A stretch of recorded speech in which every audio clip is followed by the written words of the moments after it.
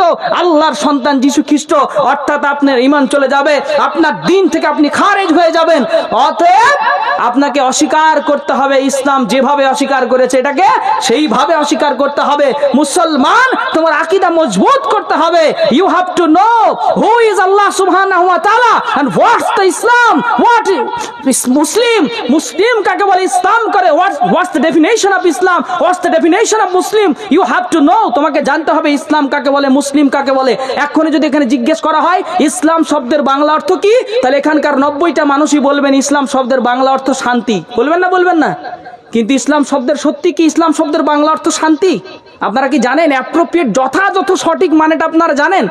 কে জানেন? এমন আছেন এখানে? হাত তুলেন তো দেখি যে ইসলাম শব্দের যথাযথ সঠিক যে বাংলা মানে সেটা করে দিতে পারবো। কে আছেন একজন এরকম? একজন আল্লাহর বান্দা বলেন দেখি যে ইসলাম শব্দের বাংলা অর্থ কুইজের বইয়ে লেখা থাকে, নামাজ শিক্ষার ওই ছোট্ট বইটাই লেখা থাকে শান্তি, কিন্তু আদৌ তা নয়। একজন আলেমের কাছে যান, তাকে জিজ্ঞেস করুন, সে বলবে না ইসলাম শব্দের বাংলা অর্থ, আসল অর্থ, আক্ষরিক অর্থ শান্তি নয়।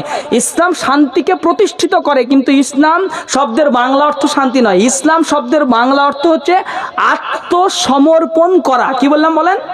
আত্মসমর্পণ করা মানে হচ্ছে সারেন্ডার করা। আপনারা ইংলিশটা ভালো বুঝবেন এখানে।